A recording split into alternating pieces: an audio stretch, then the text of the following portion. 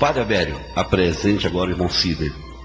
Então, Sidney, nós vamos chamá-lo de Sidney, né? E aqui nós vamos, às vezes, chamá-lo de irmão, de missionário, de pastor, porque eu disse isso para ele ontem, né? Ele continua sendo um pastor, apesar de não estar mais na igreja evangélica, mas continua sendo um pastor porque nós temos que realmente pastorear as ovelhas a nós confiadas e conduzindo-as a Jesus. E Sidney teve uma experiência maravilhosa com Deus e teve uma experiência muito boa também de pregador, de anunciador da palavra em outra igreja. Hoje ele está conosco pela graça de Deus. Eu vou deixar que ele mesmo se apresente. O Sidney teve uma experiência maravilhosa em rádio, em TV e também foi um daqueles pastores que convenceu muitos católicos a deixarem a igreja católica. Ele no passado fez muito isso, ele levou muita gente, muitos católicos assim, né, meio sem muita convicção, mas sim, como existem muitos e alguns até mais convictos, mas ele convenceu a passar para a religião que ele estava antes. E hoje ele é uma outra pessoa, é claro. Eu quero que ele conte a sua experiência também como pastor e como ele fazia para convencer as pessoas a deixarem a igreja católica. É bom que nós entendamos, né, esse processo. E o pastor Sidney, o nosso querido irmão Sidney, que hoje é católico, pode também nos falar sobre isso. E depois ele vai contar da sua experiência com Maria. Sidney. Irmão Sidney, conta como é que você fazia isso com o povo católico. Foi fácil, não? Em primeiro lugar, a gente quer dar o nosso bom dia a todo o Brasil, a todas as pessoas que estão ligadas conosco. Desejamos que a paz de Cristo Jesus esteja em cada vida, em cada lar, em cada família. Em você que talvez esteja trabalhando, é um vigilante, é um policial, é um médico, enfim. Qualquer que seja a função que você esteja exercendo neste momento, nesta madrugada, nós desejamos que a paz de Cristo Jesus esteja em sua vida. Mesmo que as torrentes da solidão, da angústia, do desespero estejam envolvendo você. De antemão quero dizer que nesta madrugada estamos aqui para exaltar o nome do Pai, do Filho e do Espírito Santo. E temos a plena convicção que através desta emissora, através desta rede que atinge o Brasil, você será alcançado por uma bênção potente das mãos de Deus. Quero levantar em você já uma expectativa para um grande momento de oração que iremos fazer nesta madrugada. E eu tenho a plena convicção que as palavras do autor da carta aos Hebreus, quando disse que Jesus Cristo é o mesmo de ontem, hoje e eternamente, se fará presente nesta madrugada.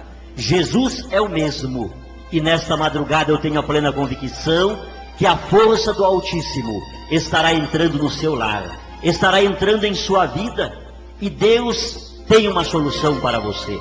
Talvez você que esteja vivendo uma fé bem minúscula, talvez você que esteja vivendo o limite do seu cristianismo, porque as decepções têm lhe causado muitas tristezas. Eu quero te dizer, meu irmão e minha irmã, Deus tem uma bênção para você. Não estou aqui para falar mal de uma denominação que outrora eu pertenci. Muito pelo contrário, digo isso de coração, todos os meus irmãos protestantes, não apenas da Assembleia de Deus, mas da Batista, da Quadrangular, da Adventista, da Presbiteriana, da Luterana, de todas, eu os amo. Se eu outrora cometi muitos erros, falando mal da Igreja Católica, tirando muitos católicos do catolicismo para o protestantismo, posso dizer, como disse o apóstolo São Paulo, fiz na minha ignorância. Porque desde a minha infância eu aprendi a fazer uma leitura fundamentalista da Bíblia, ou seja, é aquela leitura ao pé da letra.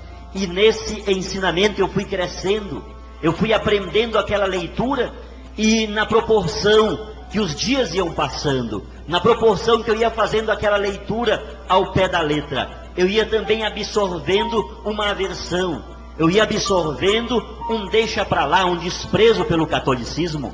Eu sempre digo que desde a minha infância, o que eu logo aprendi é que a Igreja Católica era a grande Babilônia descrita no livro do Apocalipse capítulo 18, que o Papa era a besta do Apocalipse, detentor do número 666, e que todos aqueles que não quisessem incorrer nas pragas descritas no livro do Apocalipse, precisavam deixar urgentemente a Igreja Católica. Foi isso que eu fui crescendo e aprendendo, e nessa linha de raciocínio que eu tive, eu, com aquela aversão, com aquele desprezo pelo catolicismo, pregava a palavra de Deus com muita veemência, tirando os católicos da Igreja Católica, porque uma vez que a palavra de Deus lá no Apocalipse diz: sai dela, povo meu, para que não sejais participantes das suas pragas que hão de vir sobre ela. Eu tinha a missão de tirar católicos dali, porque via que eles estavam em um caminho errado. E por que eu dizia isso? Porque eu sabia que os católicos batizavam criança, coisa que pela leitura fundamentalista da Bíblia era contrário. Os católicos pregavam um purgatório que na Bíblia protestante não existe, porque tem 6 livros a menos que a Bíblia que a Igreja Católica usa. Então eu me detinha em tantos e tantos textos que ia contra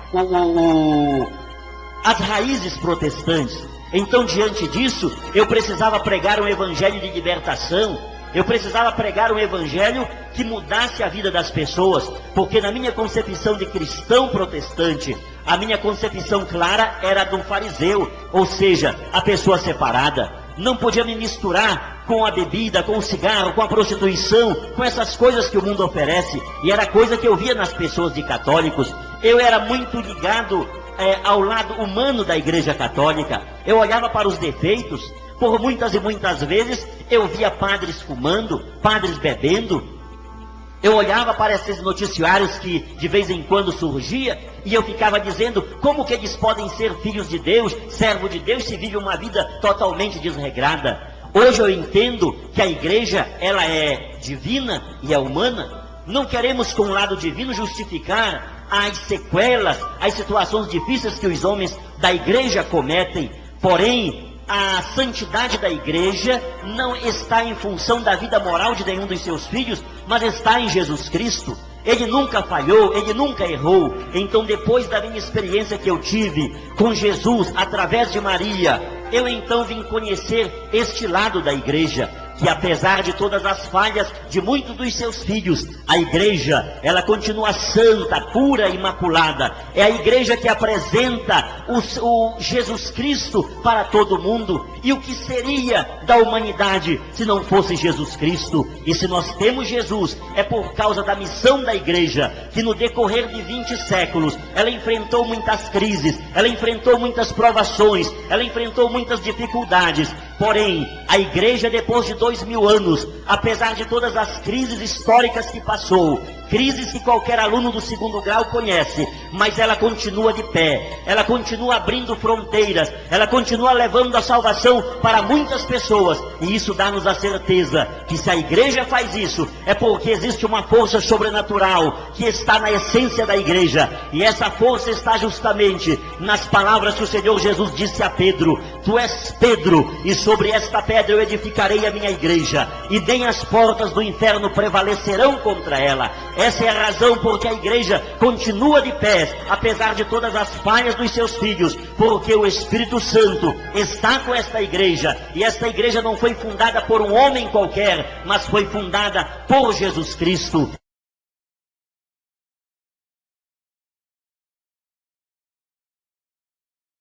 Querido, fica à vontade. Muito bem, como eu estava falando, então essa foi a minha criação. Diante disso, basta dizer que eu aprendi a ler na Bíblia. Minha mãe soletrava as sílabas, as palavras, os versículos. E todos os dias, antes do café da manhã, tinha o culto doméstico. Antes do almoço, tinha que fazer aquela oração. No jantar, ninguém dormia à noite sem reunir a família para orar, ler a Bíblia, cantar. Essa foi a minha criação. E tinha que decorar toda a lição para o domingo na escola dominical. Então, desde criança, a minha vida eu sempre tive uma influência muito grande dentro do protestantismo. Basta dizer que na classe da escola dominical, isso era uma coisa curiosa. Quando a professora fazia perguntas, ela já dizia assim: Sidney e Haroldo não respondam. Era eu e meu irmão. Porque ela fechava a boca, nós já tínhamos a resposta. Porque a mamãe nunca deixou que pastor e professora de escola dominical fossem nos ensinar. O que eles faziam era só um complemento daquilo que ela já tinha nos ensinado. Porque a mamãe levava muito à risca aquilo que diz no livro de Provérbios, capítulo 22, versículo 6, ensina o teu filho no caminho em que deve andar, e até quando crescer não se desviará dele.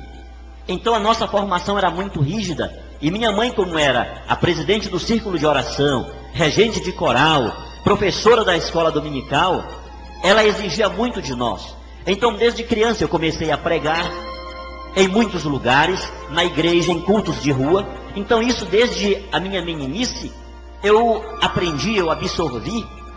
E chegou uma fase da vida que já como jovem, eu fazia isso com uma naturalidade muito grande. E onde eu chegava, naquelas festas, em outras igrejas, a gente despertava a curiosidade e a atenção de muitas pessoas. Pela forma como eu pregava, pelo carisma que eu tinha. Meu irmão também era uma pessoa que tinha um dom de cura muito grande. Era difícil de orar por uma pessoa enferma para não ficar curada. Então, eram coisas que aconteciam, e naquela criação, tanto os pastores que passavam pela nossa cidade, como minha mãe, aquelas pessoas da igreja, sabiam que na minha vida e na vida do meu irmão estariam dois grandes pastores no futuro. Tudo direcionava-se para isso. E chegou um dia em que eu fui ser pastor evangelista, depois passei a ser pastor titular, e eu comecei a pregar em muitos lugares, sobretudo em rua, em praças, em feira, dentro de boates, em delegacias, em penitenciárias. Fazíamos um trabalho muito grande, levando Jesus justamente nesses lugares onde o pecado, onde as misérias dessa vida se faziam tão presentes. Chegou o momento de eu ir ao estado do Amapá. No estado do Amapá eu tive a oportunidade de publicar um livreto chamado A Batalha de Davi, o Gigante Filisteu. Depois eu publiquei um outro livreto chamado Do Exílio ao Poder. Como esse trabalho foi publicado no Teatro das Bacabeiras, em Macapá, eu tornei-me conhecido. Foi justamente aí que eu comecei a entrar para o rádio, para a televisão, ter uma certa influência. E em Macapá, como tinha um trabalho chamado Monte Tabor, é uma instituição que trabalha com a recuperação de delinquentes. Haja visto que lá nós tínhamos uma fazenda com 1.200 jovens delinquentes em estágio de recuperação. Eu tinha a vontade de fazer uma extensão do Monte Tabor, um núcleo em todas as cidades do estado do Amapá. E como na cidade de Calçoene, na época, era a cidade que tinha uma incidência muito grande de prostituição infantil, de delinquência juvenil, eu tinha aquela cidade como a primeira a ir e fazer um trabalho de resgate daquelas crianças, daqueles adolescentes, daqueles jovens. E diante disso, eu fiz um projeto e levei ao governador João Alberto Capiberibe da época, solicitando uma verba para comprar uma casa, um local, um terreno na cidade de Calçoene, para lá construirmos um local para agregar essas crianças que viviam em situações difíceis. Mas é uma burocracia muito grande, espera hoje, espera amanhã, e passou o tempo. Uma noite, quando eu saí da radiodifusora de Macapá, onde tínhamos o programa da OMEAP. OMEAP é Ordem dos Ministros Evangélicos do Estado do Amapá. Quando eu cheguei em casa por volta de 11h30 da noite, tinha um irmão, que ele sabia do meu grande desejo de ir à cidade de Calçoene, fazer o trabalho que eu já mencionei. Ele disse: pastor, não é o senhor que queria Calçoene? Eu disse: sim, irmão. Ele disse: olha, 1h da manhã eu estou indo, eu vou a um garimpo, eu vou passar por lá. Se o senhor quiser ir, eu deixo o senhor lá em Calçoene, eu vou ao garimpo, e quando eu retornar à noite eu lhe apanho e trago. Ao menos para o senhor conhecer a cidade, conhecer tudo. Eu disse: é, meu irmão, mas não dá para eu ir agora. Eu estou sem recursos, eu não tenho dinheiro para fazer isso agora. E ele disse assim: mas pastor, não é o senhor que diz que para se fazer a obra de Deus não precisa de dinheiro? Diante daquilo que ele disse, eu nunca gostei de ser desafiado em nada, sobretudo para fazer alguma coisa para Deus. Eu disse a ele, pode passar, que nós vamos juntos. Nesse dia, não era bem uma questão que eu não tivesse dinheiro, porque nessa época eu já estava vivendo uma vida relativamente bem, já tinha quase que o mundo a meus pés ali, porque eu tinha uma projeção muito grande. Quem não me conhecia como pastor, me conhecia como repórter, como apresentador, como alguma coisa do gênero, como escritor, né? O problema é que eu estava devendo um dinheiro para o nosso sonoplasta na rádio difusora, e eu paguei para ele R$86 e fiquei com R$14 apenas no bolso.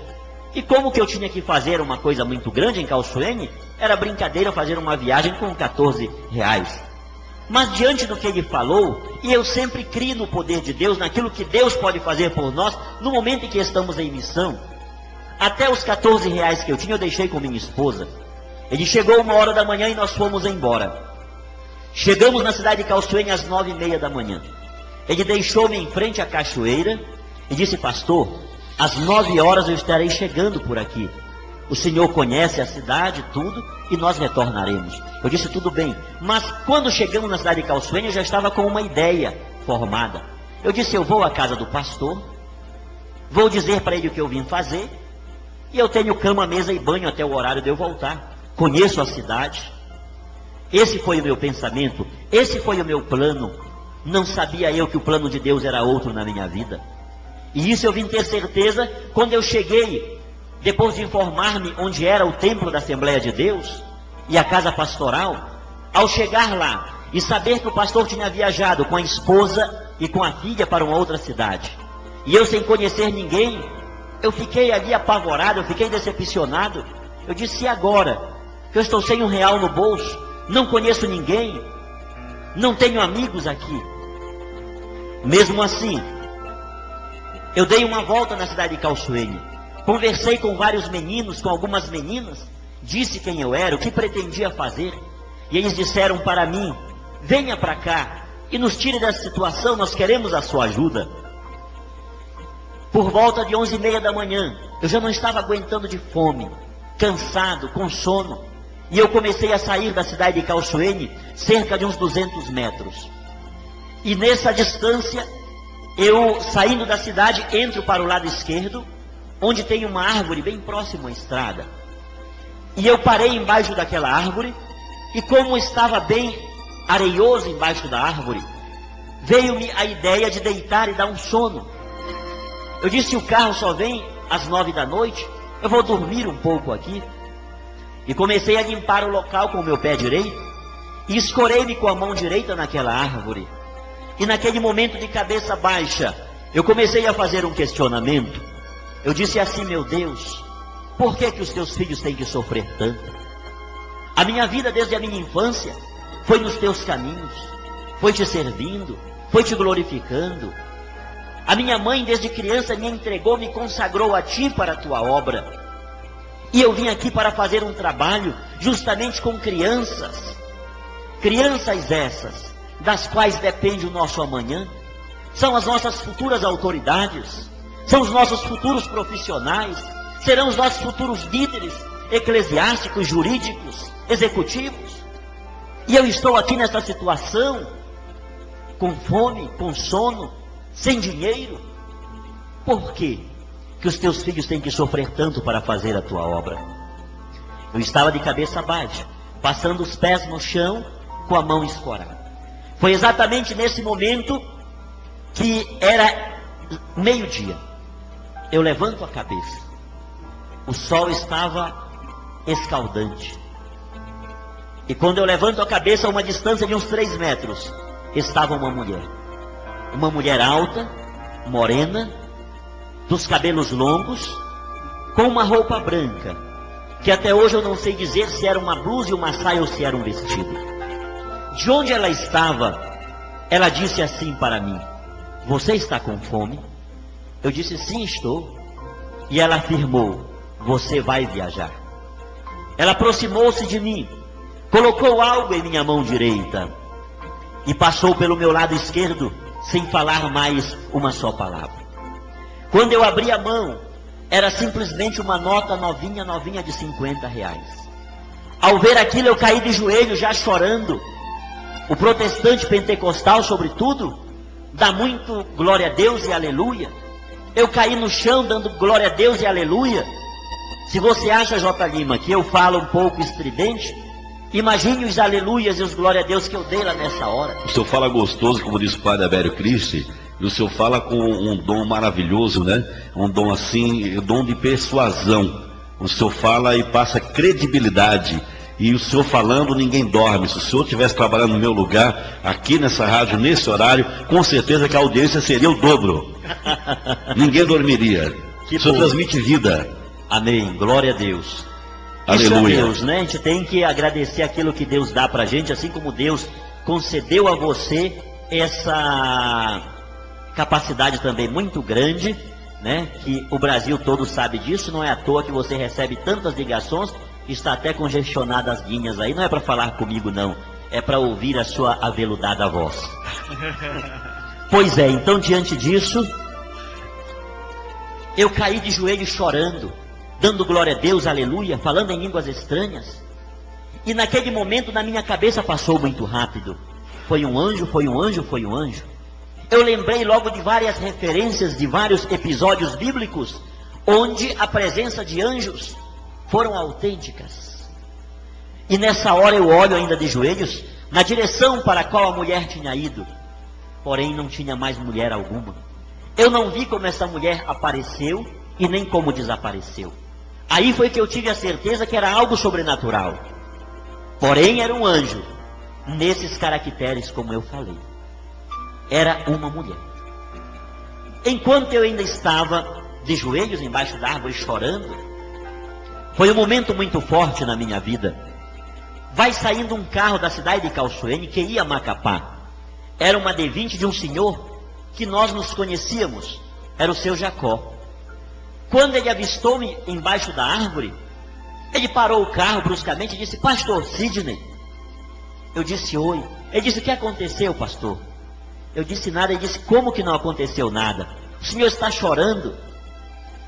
O senhor vai a Macapá? Eu disse: vou. Ele disse: então entra aqui, que eu estou indo para lá, eu vou te deixar na sua casa. Foi um segundo milagre que aconteceu. O que aconteceu, pastor? Disse ele. Comecei a contar a história. Ele disse: eu não acredito, pastor. Onde está o dinheiro? Eu disse: está aqui. Quando eu mostrei aquela cédula de R$50, ele começou a chorar. E ele disse assim: é, pastor, ele é católico, eu sei o que é isso, mas não adianta falar essas coisas para o senhor, porque eu sei que o senhor não acredita nisso. 8h da noite, eu estava em Macapá. Só fiz trocar a camisa, contei para minha esposa rápido, peguei a moto e fui à igreja. Chegando lá estava o pastor Moisés, pastor Natanael, pastor Sebastião. E eu contei a história para eles. E disseram: você está brincando, pastor? Eu disse: não. E nessa altura, eu não conseguia falar sem chorar. Eu estava tomado, eram lágrimas, caíam dos meus olhos a todo momento. Onde está? Está aqui o dinheiro. Aí concluíram: foi um anjo, foi um anjo, foi um anjo. Isso transcorreram-se 2 anos após esse acontecimento. Essa mulher desapareceu. Nunca mais eu a vi. Como eu estava convidado para nos dias 18 e 19 de dezembro de 1998, pregar num estádio em São Luís do Maranhão, em um congresso de senhoras. No dia 1º de dezembro de 98 eu saí de Macapá. O acontecimento que eu falei há poucos instantes aconteceu dia 2 de abril de 1996. Cheguei no Pará no dia 1º de dezembro. Ia visitar minha mãe, meus irmãos, meus amigos, e fiquei hospedado na cidade de Santa Isabel do Pará, onde morava meu sogro. Dia 15 de dezembro, eu saí de manhã cedo para a oração no Templo Central. E como eu iria pregar nos dias 18 e 19 em São Luís, eu já estava preparando-me em oração, em jejum, me consagrando, porque a responsabilidade que eu tinha era muito grande. E quando foi justamente às 11h30 da manhã, eu saio do centro da cidade de Santa Isabel do Pará para ir de volta à casa do meu sogro. Quando eu cheguei próximo à entrada da cidade, para atravessar a BR-316, eu novamente parei embaixo de uma árvore, porque o sol estava muito quente, para descansar um pouco, para poder atravessar a BR e chegar na casa do meu sogro. Bem na entrada de Santa Isabel do Pará, tem a imagem de Santa Isabel de Portugal, que é a padroeira da cidade. Eu sentei-me e coloquei a cabeça entre os dois joelhos. Quando eu levantei a cabeça e olhei para aquela imagem que estava à minha frente, algo diferente estava acontecendo ali. Pela frente da imagem tinha como que um manto amarelo, como se um fogo estivesse aceso, aquele amarelo fogo. Sobre a coroa da imagem tinha uma bola vermelha. Eu sempre digo e comparo que é como o sol quando vem nascendo ou vai se pondo, que fica aquela bola vermelha. E entre a coroa e entre aquela bola vermelha tinha a letra A, um traço e um M. Eu fiquei olhando aquilo num período de 3 a 5 minutos. Exatamente nessa hora, um cunhado meu, que estava vindo de bicicleta do centro de Santa Isabel, ele passa ali bem ao lado. Ao avistar-me, ele disse: Sidney. Eu olhei para ele. Ele disse: você vai à casa do papai? Eu disse: vou. Ele disse: senta aqui que eu estou indo para lá. Antes de eu ir à bicicleta, eu voltei a olhar para a imagem de Santa Isabel de Portugal, mas não tinha mais nada de diferente. Estava do mesmo jeito como estava anteriormente. Fiquei perturbado, fiquei confuso. Ao chegar na casa do meu sogro, eu chamei minha esposa e contei para ela. Minha esposa disse assim: meu filho, você saiu em jejum de manhã cedo, não foi para a oração? Eu disse: foi. Você tomou café na casa de algum irmão? Você merendou? Eu disse: não, não comi nada. Eu ainda vou entregar o meu jejum agora. Ela disse: tá bom, então entregue o seu jejum, vá tomar um banho e venha tomar um pouco de café e almoçar, porque o seu mal é fome. Você estava com fome, no sol quente, baixou a cabeça, quando levantou estava vendo coisas. Tomei banho, tomei um pouco de café, almocei, dormi. À noite fomos à igreja, voltamos, jantamos e dormimos. E justamente na noite de 15 para 16 de dezembro de 98, eu tive um sonho. Neste sonho, a mesma coisa que eu tinha visto meio-dia, lá ao lado do ginásio, na entrada de Santa Isabel, eu estava vendo. Do mesmo jeitinho eu estava embaixo da árvore. Eu sempre digo que se o meu cunhado não tivesse chegado naquele momento, não seria preciso o sonho não teria existido. Mas como eu fui interrompido, o sonho teve que existir, porque era um complemento daquilo que tinha acontecido no dia anterior. A mesma coisa, aquela bola vermelha, o A, o M, aquele manto de fogo, com uma diferença. A imagem de Santa Isabel de Portugal, ela está sobre um pedestal de uns 4 metros de altura. E como que flutuando, ao lado da imagem de Santa Isabel de Portugal, a dita mulher, que há 2 anos atrás tinha dado-me a nota de R$50. Isso no sonho. Flutuando ao lado da imagem, com a mesma roupa, do mesmo jeito. E em sonho ela deu-me uma mensagem dizendo: eu te escolhi, não temas. Tu converterás multidões antes do grande acontecimento. Encontrarás um que tudo te explicará. Muitas lutas enfrentarás, mas terás a vitória. E o que tu queres, não te preocupes, tudo será resolvido. Acordei, olhei no relógio, eram 3 horas da madrugada. Chamei minha esposa, a qual acordou espantada. E eu disse para ela: filha, aquele negócio que aconteceu ontem, você disse que era fome. Mas agora eu já almocei, já dormi, já jantei, e aconteceu isso assim, assim, assim. Ela disse: pegue uma caneta e um papel e escreva isso. A partir desse momento, eu não dormi mais. Peguei a minha Bíblia, li alguma coisa, dobrei o joelho e fiquei orando até às 6 da manhã, pedindo um discernimento, pedindo que Deus iluminasse-me, porque eu queria um discernimento do que seria aquilo. Foi exatamente que às 6 horas da manhã, quando eu levantei-me do lado da cama, eu estava convicto de procurar um padre, o padre da cidade de Santa Isabel, que trata-se do meu pároco, Padre Cláudio de Souza Barradas, porque para mim, somente um padre é quem poderia dar-me a explicação do que estaria acontecendo. Porém, eu tive a infelicidade de nesse dia não falar com ele, porque ele fez uma viagem. Mas em dias posteriores, eu então conversei com ele, e ele explicou-me várias coisas. Mas antes disso, eu estou olhando no relógio, e o nosso relógio ele não é católico. Viu? Não está convertido. Não está convertido. E como está quase dando a hora da nossa chamada, né, o prefixo? Do intervalo, né? Mesmo. Eu já vou parar por aqui agora esta parte. Sim. E logo em seguida vou deixar aí para você talvez atender algum telefonema, Padre Abério fazer alguma consideração. Padre Abério, então. E depois a gente volta. Você está com a palavra, Padre Abério Cristi. Obrigado. E o Sidney tem mais uma parte, né, da sua experiência que ele vai contar depois. Sim. E a gente já sente, né, a força, já fica emocionado, mas a última parte do seu testemunho é ainda muito mais emocionante. Então você imagina, né, Jotalino? Me arrepiei inteirinho aqui, deu um nó aqui na garganta. Assim. É maravilhoso. Porque sou macho, eu não chorei, mas foi muito forte. Que é Nossa muito Senhora, forte, né, é muito nossa forte, vida. é muito forte.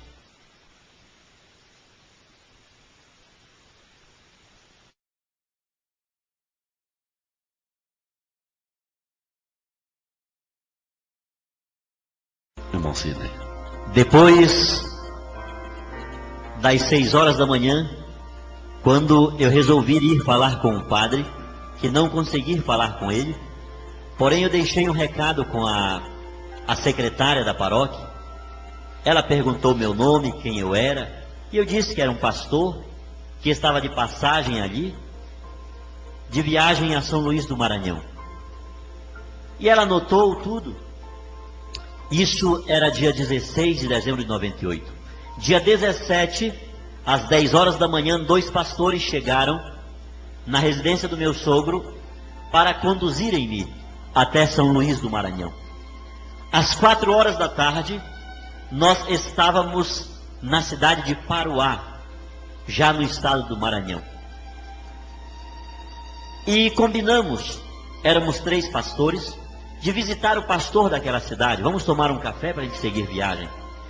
Logo que chegamos, o pastor, quando viu-me, disse: Pastor Sidney, Deus mandou o senhor aqui agora, porque nós estamos iniciando um trabalho hoje, e o pastor que viria fazer a pregação, terminou de ligar dizendo que não pode vir.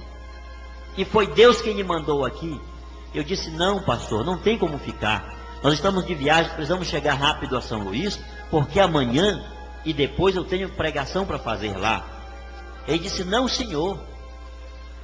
O senhor pode sair daqui cedo, até umas 10 horas da manhã, e cedo vai chegar em São Luís.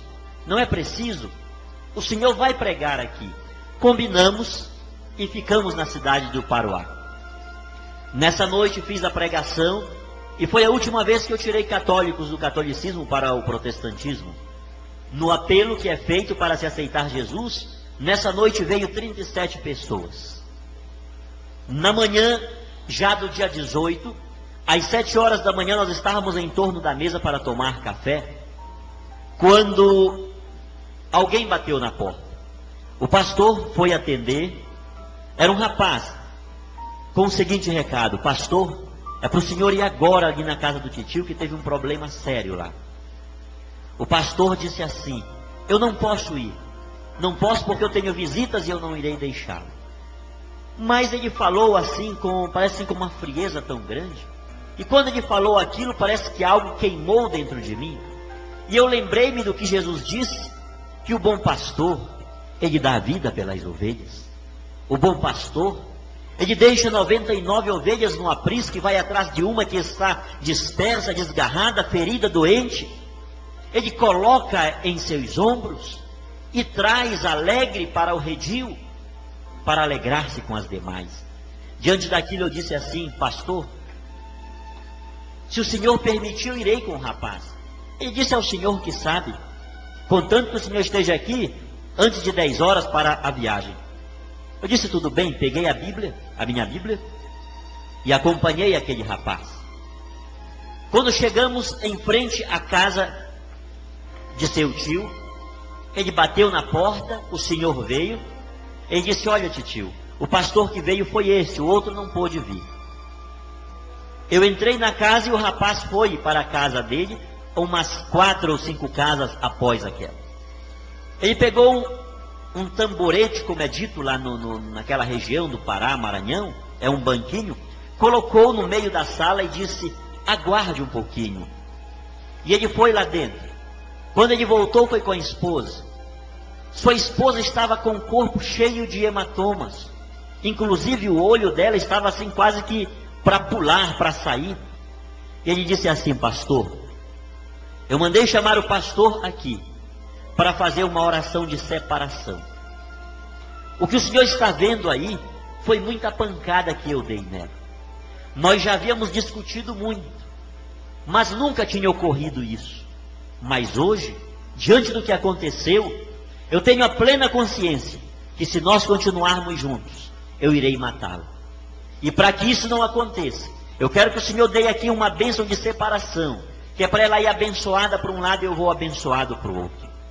Como pastor, eu fiz muitos casamentos, e sempre o que eu pregava nos sermões, como acontece hoje na Igreja Católica também, era que o que Deus uniu, não separe o homem. Deixará o homem seu pai e sua mãe, e unir-se-á sua mulher, e serão 2 numa só carne. E eu comecei a pregar isso para eles. Comecei a falar sobre o perdão, sobre o amor, sobre a misericórdia, a tolerância. Mas no meio das minhas palavras, aquele homem interrompeu-me e disse: pastor, pare de falar. Nós já decidimos que vamos nos separar, só queremos a sua bênção, a oração. Eu peguei a mão dele de um lado e a dela de outro, e comecei a fazer uma oração. Em meio àquela oração, eu senti que alguma coisa tinha caído sobre as minhas mãos. Ao abrir os olhos, eles estavam chorando, eram lágrimas. E eu prossegui a oração. No final daquela oração, eles abraçaram-se chorando. E disseram que não iriam mais separar.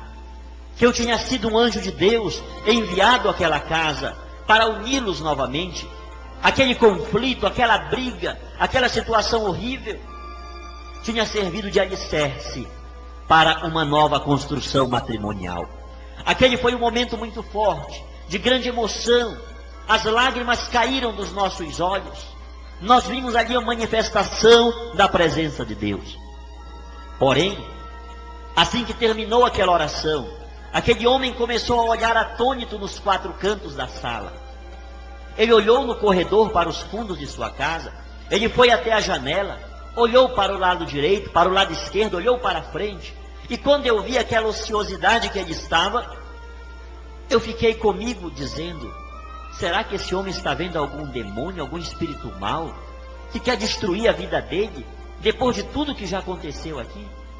E eu então interroguei. Eu disse: irmão, o que é que está acontecendo? Ele disse: não, pastor, eu quero saber da mulher. Eu disse: o quê? Ele disse: sim, a mulher que estava aqui e agora não está. Eu disse: meu irmão, mulher aqui só a tua que está aí, que nem a minha está viajando comigo. Ele dizia: não, pastor, tinha uma mulher. Eu dizia: não tem mulher. Parece que aquele sonho que eu tinha tido, aquilo apagou de uma tal forma, ao ponto de eu travar uma discussão com ele. Ele dizendo: tem mulher, eu dizia: não tem mulher, não tem mulher. Aí de repente eu lembrei-me do sonho. Isso era um dia 18 de dezembro de 98. O sonho foi da noite de 15 para 16. Eu lembrei, eu disse: diz uma coisa, irmão, como é essa mulher? Ele disse: é uma mulher alta, morena, dos cabelos longos. Com que roupa ela está vestida? Perguntei. Ele disse: é uma roupa branca. Aí foi quando pela primeira vez aquilo saiu de dentro de mim. Eu disse: ah, meu irmão, eu já sei quem é essa mulher. Essa mulher é Maria, é Nossa Senhora, que anda comigo para todo lugar que eu vou, mas ela é desse jeito. Ela aparece, resolve o problema, vai embora e me deixa sozinho. Ele disse, é verdade, pastor? Eu disse, ora, você não viu a mulher? Agora, eu não vi nada nesse dia. Perguntei para a esposa dele, ela também disse não ter visto nada. Agora uma coisa nós vimos, um milagre, porque eles estavam para se separar, e de repente uniram-se novamente, e estão juntos até hoje, porque em viagens que eu fiz a Fortaleza e a Teresina, eu os visitei. Um milagre nós vimos. E pela característica que ele deu, foi a mesma mulher que tinha dado minha mensagem no sonho. E foi a mesma que daquela época em diante, para trás, há quase 2 anos, tinha dado-me a nota de R$50. Foi um momento muito forte aquele. Como eu tinha de viajar, eu saí de imediato para a casa pastoral. Ao chegar lá com os olhos um pouco avermelhados, que eu tinha chorado também lá, até foi o pastor Manuel que disse assim, o que aconteceu, pastor Sidney? Será que o senhor apanhou para lá também? Aí eu passei a contar o que tinha acontecido. Quando eu contei aquilo, o próprio pastor Manuel disse assim, olha, e eu falei, nessa hora eu contei, eu disse, e isso para mim não é anjo como eu tenho dito. Isso é a Maria dos católicos. Não é outra pessoa não. Aí o pastor Manuel disse assim, a melhor coisa que nós fazemos é não levar o pastor Sidney a São Luís. Porque quando chegar lá no estádio, no meio de tanta gente, a primeira coisa que ele vai fazer é dizer que a Maria dos católicos apareceu para ele e vai acabar com todo o nosso trabalho. E eu iria contar mesmo, porque o 3 na Bíblia é um número muito forte, uma confirmação, não é isso, Padre Abélio? E eu iria falar, porque era a 3ª vez que aquilo estava acontecendo comigo. Porém, diante disso, eles começaram a tratar-me com indiferença. Conversando só eles, me deixando de lado, aquilo começou a revoltar-me. Ao ponto de eu pegar a minha bolsa com as roupas que eu tinha, eu disse, olha, eu não viajo mais um palmo para frente com vocês. Vão a São Luís, peçam desculpas, peçam perdão ao povo de São Luís que está esperando-me para a pregação. Eu reportei meu pastor de lá e disse assim, eu estou contando para vocês algo que aconteceu ali na casa do irmão, que ele viu. E isso era para ter acontecido com o senhor, pastor. Mas o senhor deu prioridade para mim e para os outros pastores que estão aqui. O senhor deixou a sua ovelha sofrendo, chorando. E eu fui atendê-lo. E aconteceu o que aconteceu. E vocês agora me tratam com tanta indiferença, com tanta discriminação. Aqui terminou a minha viagem com vocês. Fui à rodoviária. Fui informado que a 1h da tarde, um ônibus que estaria vindo de Brasília, estaria passando por lá 1h da tarde, se direcionando a Belém. Entrei nesse ônibus. 8h da noite, eu estava em Santa Isabel do Pará. Nesse intervalo, o padre local, o padre Cláudio Barradas, que é o meu pároco, já tinha mandado um recado lá na casa do meu sogro, que era para o pastor ir falar com ele urgente. Ele queria saber o que era que eu tinha para falar com ele. E minha esposa disse, ele viajou a São Luís e vai passar uns 10 dias para lá. Quando eu cheguei, minha esposa deu-me o recado, eu disse, amanhã eu irei lá. Pela manhã eu fui ter com ele. Contei toda a história. Ele atendeu-me de forma muito gentil e disse, não quero precipitar-me em nada. Se o senhor quiser, amanhã eu irei a Belém e eu irei levá-lo aos nossos bispos. Trata-se do Dom Vicente Joaquim Zico, que é o arcebispo metropolitano de Belém, e o Dom Carlos Verzeletti, que é o bispo auxiliar. Chegando lá, pediram que eu contasse a história. Contei toda aquela história. E ao final, eles chegaram a uma conclusão e disseram o seguinte, pode ter sido uma aparição de Nossa Senhora. Dom Vicente colocou a mão no meu ombro, olhou ao padre Cláudio e disse assim, Cláudio, pelos frutos conheceremos a árvore. Ninguém convidou-me para passar para a Igreja Católica. Eu continuava pastor. Voltamos de lá a Santa Isabel. E o padre Cláudio disse assim, pastor, Por que tanta discriminação que vocês têm por nós católicos? Vocês falam tanta coisa, vocês ofendem mesmo. Qual o problema? Eu disse, puxa, padre, que pergunta é essa sua? Com tanta coisa errada que vocês fazem, batizam criança, falam de um purgatório que não tem na Bíblia, e tantas, adoram imagens, adoram Maria. Ele disse, o senhor quer conversar comigo sobre isso? Com a Bíblia na mão? Eu disse, eu terei o maior prazer, padre. E nós marcamos um horário para conversar. Eu fui em casa, na casa do meu sogro, peguei a Bíblia, minha Bíblia. Quando cheguei lá, ele já estava com Bíblia, catecismo, tratado mariológico e tantas coisas. Ele disse, pode fazer as perguntas, comece. E eu comecei a fazer as perguntas.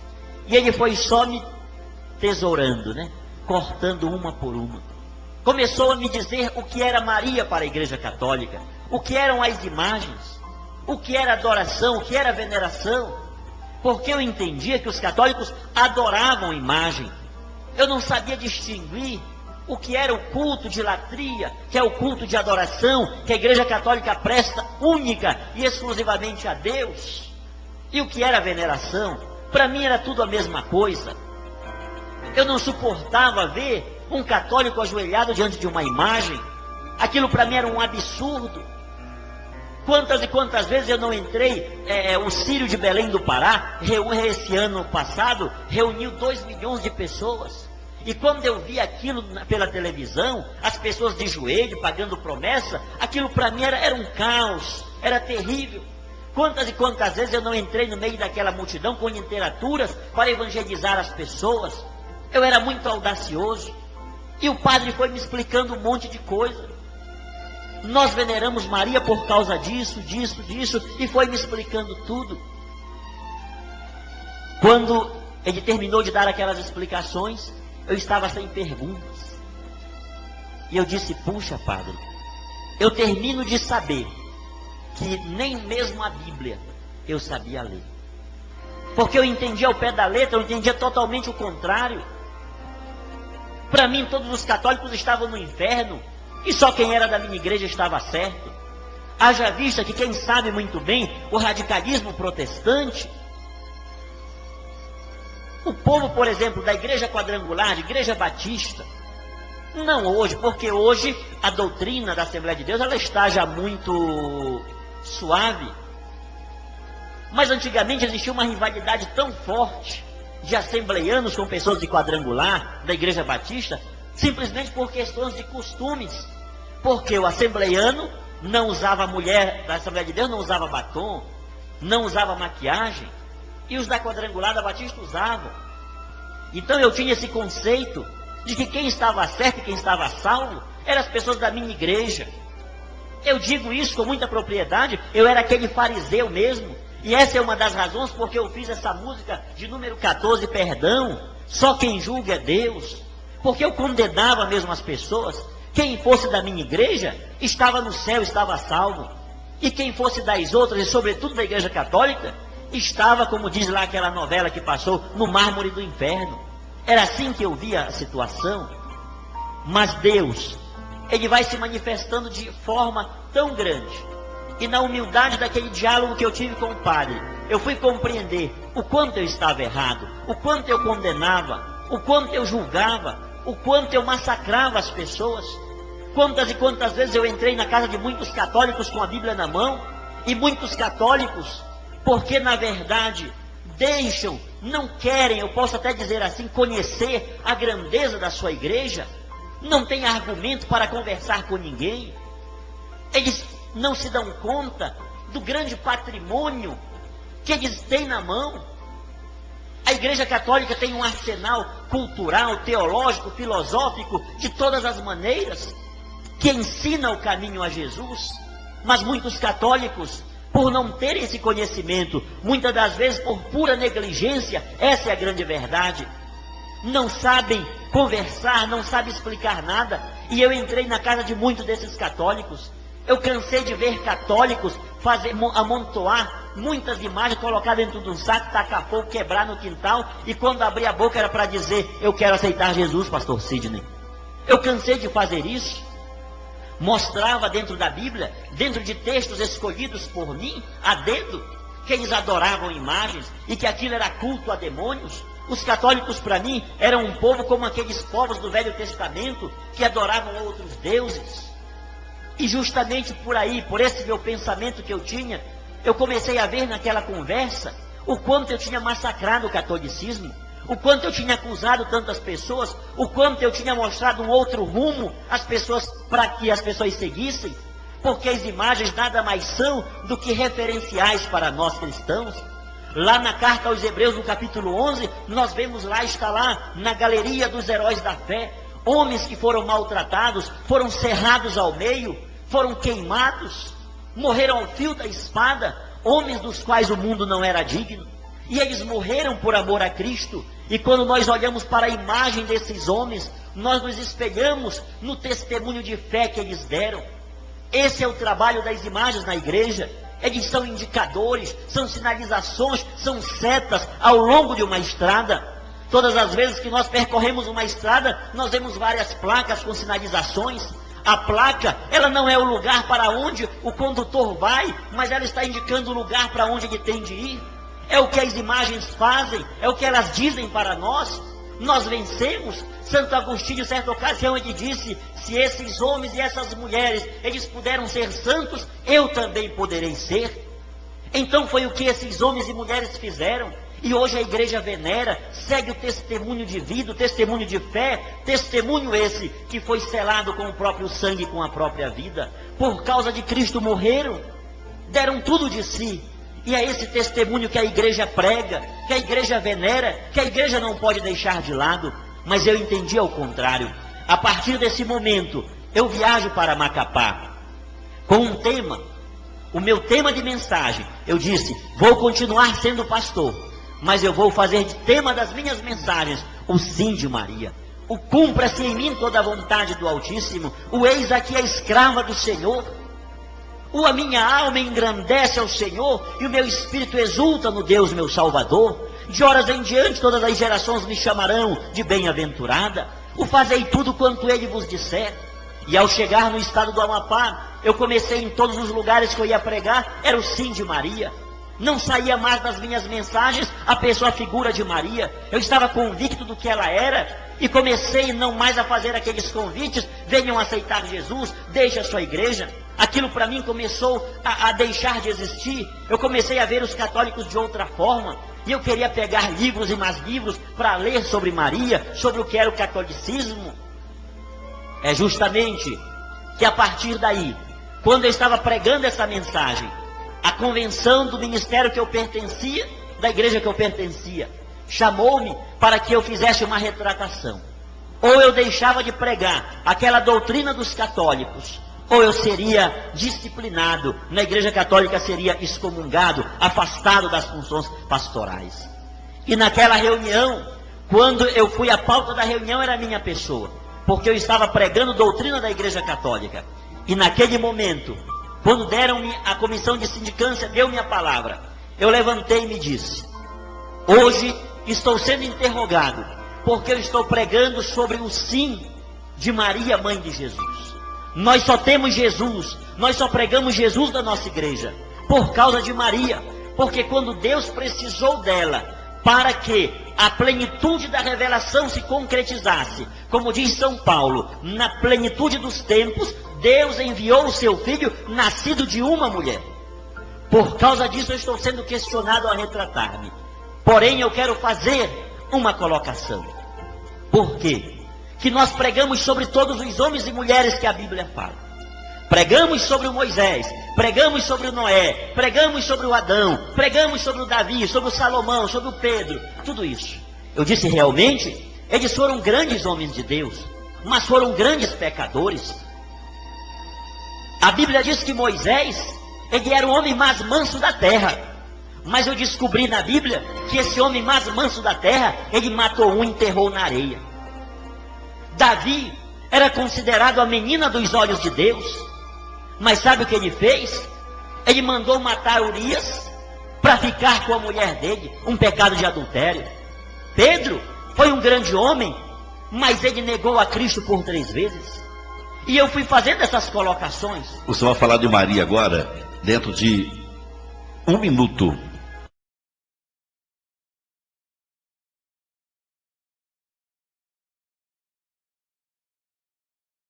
Eu disse para aos pastores que estavam presentes, eu disse, nós pregamos sobre todos esses homens, e com o testemunho de vida deles, nós levamos tantas pessoas a Jesus, tantas pessoas se convertem, procuram seguir o exemplo deles, porém, eles tiveram grandes falhas, grandes momentos negros,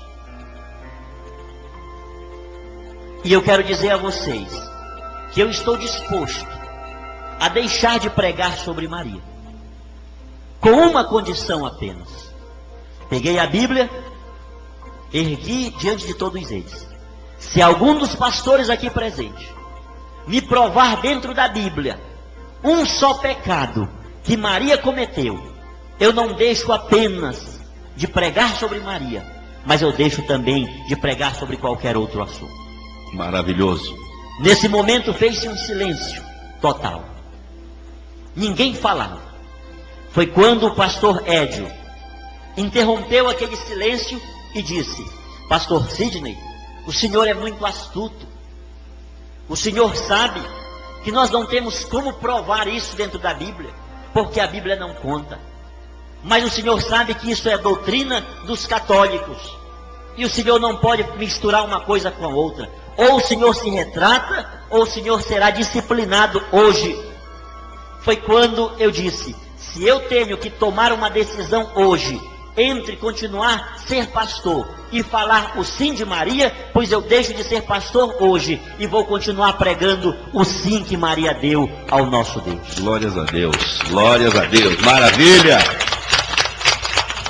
A partir daí eu saí pelo corredor central. Alguns pastores ainda diziam, pastor Sidney, pense no que o senhor está fazendo. O senhor está possuído de alguma força estranha. Seja humilde.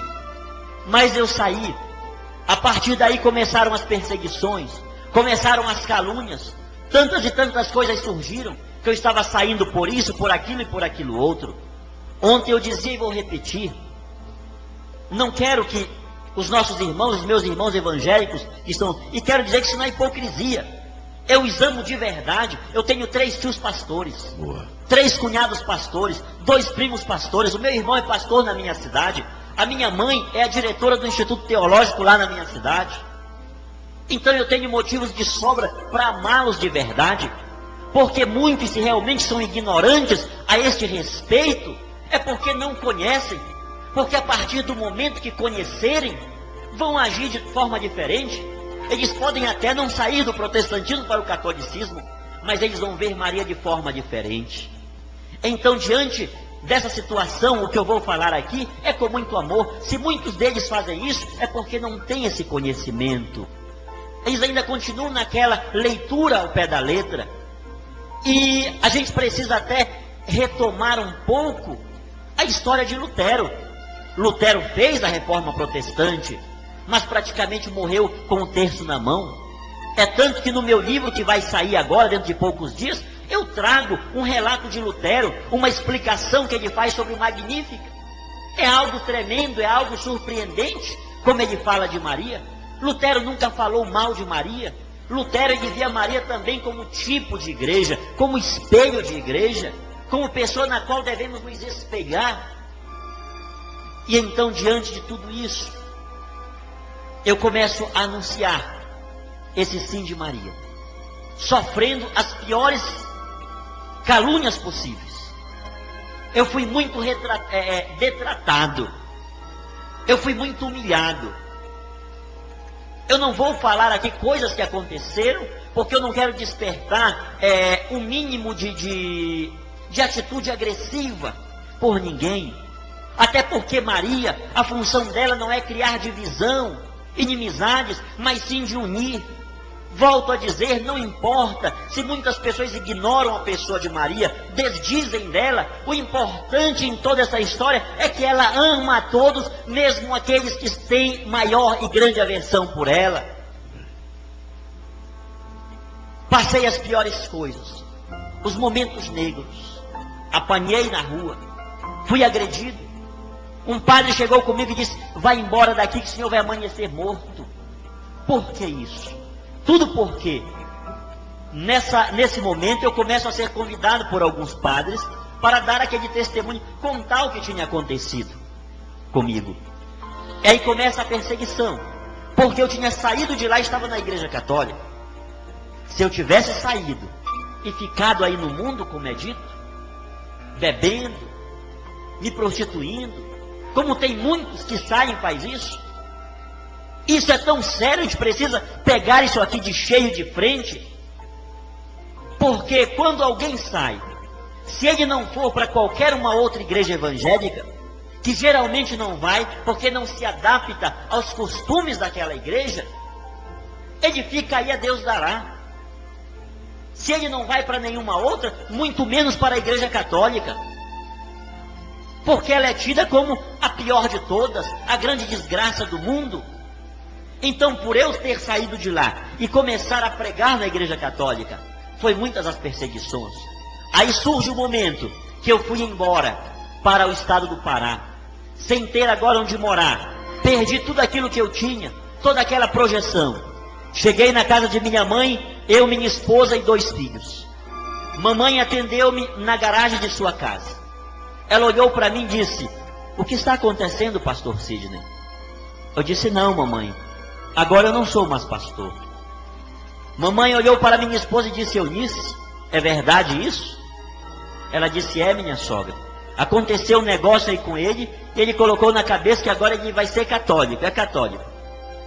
Mamãe disse para mim o seguinte: meu filho, eu aceito você aqui na minha casa de qualquer jeito, menos sendo católico, porque não foi isso que eu lhe ensinei.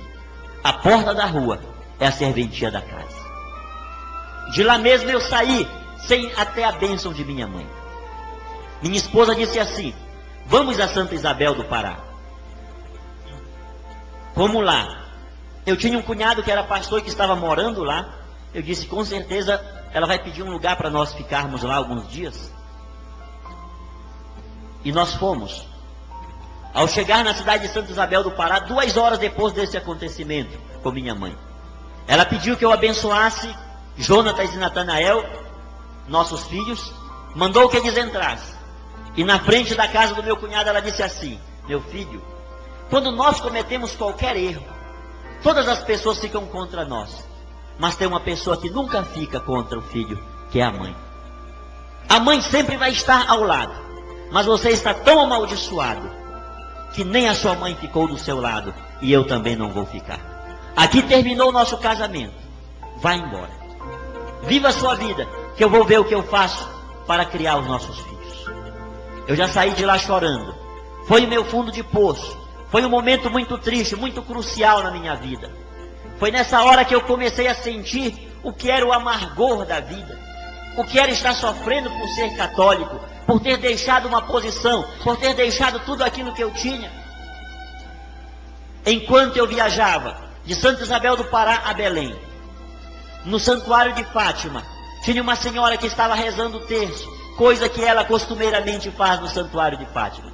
Enquanto ela estava rezando, ela escutou uma voz que dizia para ela: vai à rodoviária agora, porque tem um filho meu precisando muito de ti. E ela foi à rodoviária. Foi nesse exato momento que eu também fui desembarcando do ônibus.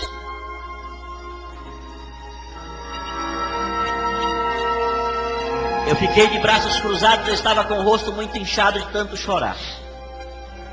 E naquela hora, aquela mulher já estava em pé uns 5 metros à minha frente.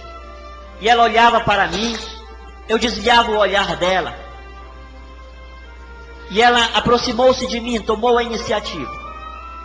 E disse assim: meu filho, eu não sei o que está acontecendo com você, mas eu quero te dizer que Maria, que é minha mãe, e que é sua mãe também, pediu que eu viesse aqui. E era para eu lhe ajudar no que fosse preciso. O que é que você está mais precisando? Eu disse para ela: eu não tenho onde morar.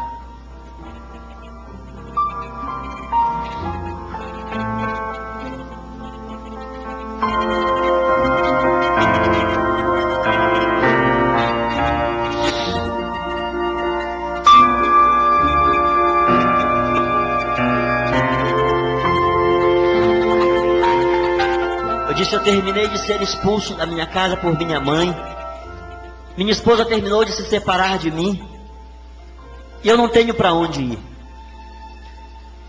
Ela me abraçou e disse: meu filho, vamos para minha casa, porque você vai ficar lá.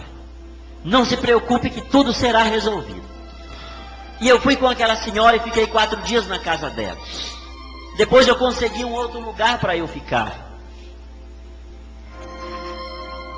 Foi um outro momento muito negro da minha vida. Foi quando eu comecei a passar muita fome. Eu não tinha roupas, tudo eu tinha perdido. Não tinha creme dental, não tinha um sabonete, não tinha nada. Mas eu louvo a Deus porque nesse momento de tanta desilusão, que o humano, esse humano que está presente em todos os lugares, fez com que eu passasse. A cada dificuldade, a cada momento que eu queria tomar café e não tinha. A cada momento que eu queria um sapato e não tinha. A cada momento que eu queria uma camisa e não tinha. A cada momento que eu queria encher o meu estômago com alguma coisa e não tinha o que comer. Eu sentia que a graça de Deus envolvia a minha vida. Eu sentia que o amor de Maria dominava-me. E era só um amor muito forte, alguma coisa muito grande, para fazer com que eu não desistisse.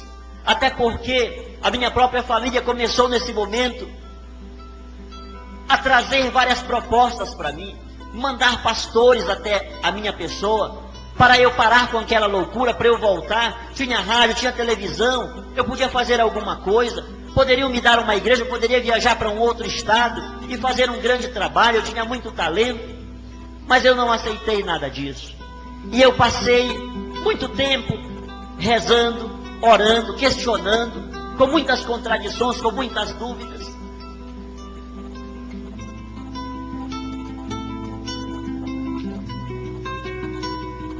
Mas em todos esses momentos Deus concedeu-me a graça de manter-me de pés. 1 ano e meio que eu estava separado, eu fui convidado para pregar em uma paróquia. E quando o padre deu-me o microfone, chamou-me ao altar. Haja vista que nesse ano e meio, minha mãe com raiva de mim, minha esposa separada, eu vinha dizendo: olha, Maria, se realmente tu existes, se realmente foi tu que entraste na minha vida, faça com que a minha esposa volte para mim. Porque eu era convidado para pregar em igrejas, em paróquias, em grupos, e eu pregava muito sobre família. E eu cansei de dizer: como é que eu posso pregar para famílias se a minha família está toda destruída? Como é que eu posso pregar o amor de pai com filho se eu estou longe dos meus filhos? Como é que eu posso pregar sobre isso? Isso me inquietava, isso fez me derramar muitas lágrimas. Eu questionava com Deus em todos os momentos. Eu questionava assim com Maria, parece assim que ela estava na minha frente. Falava assim como se ela estivesse bem perto de mim. E nessa noite, quando o padre deu-me o microfone, uma ministra de Eucaristia, ela subiu ao altar e disse assim: pastor, tem uma mulher lá fora querendo falar com o senhor. Eu disse: filha, diga para ela entrar e esperar aí dentro, porque eu vou pregar agora. Eu não tenho como, depois eu converso com ela, eu vou atendê-la. Ela voltou para lá. Não demorou, ela retorna novamente ao altar e disse: pastor, pastor. Eu disse: oi. Ela disse: ela está dizendo que é sua esposa. Ela está chorando e quer falar muito com o senhor.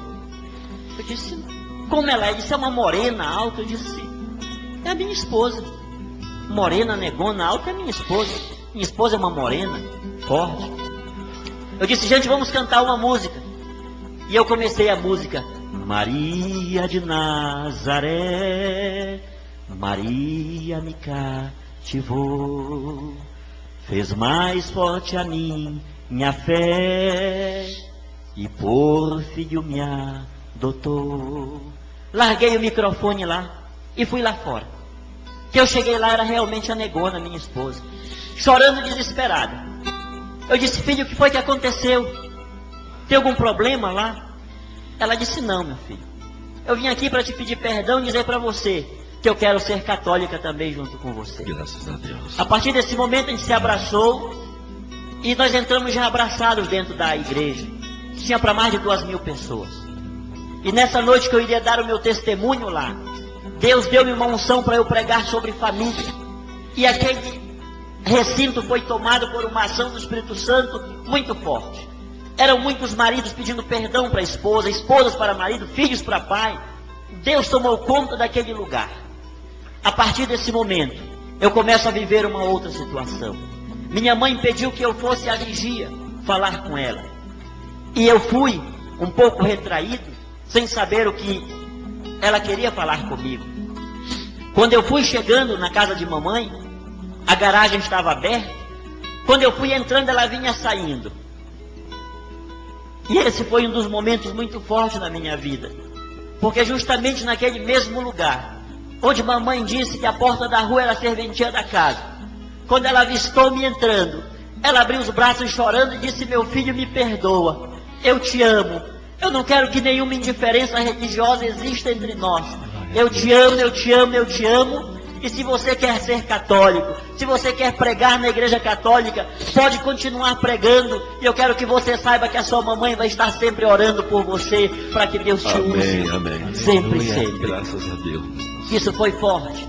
É assim que Deus faz. É assim que Deus trabalha. Hoje ainda temos muitos problemas, muitas dificuldades. As lutas surgem. O que aquela mulher disse-me no sonho? Que eu enfrentaria muitas dificuldades. Isso tem cumprido-se à risca.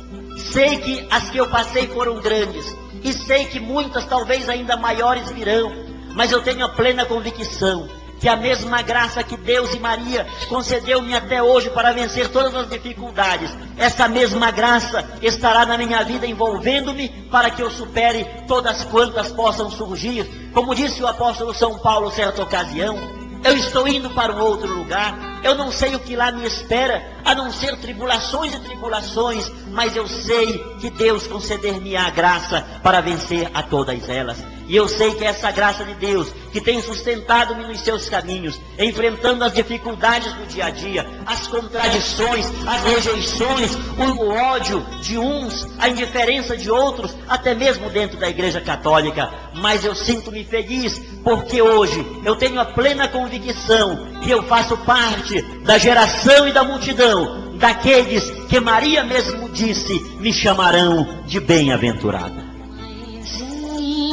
Do céu, eu não sei rezar, só sei dizer que eu quero te amar. Azul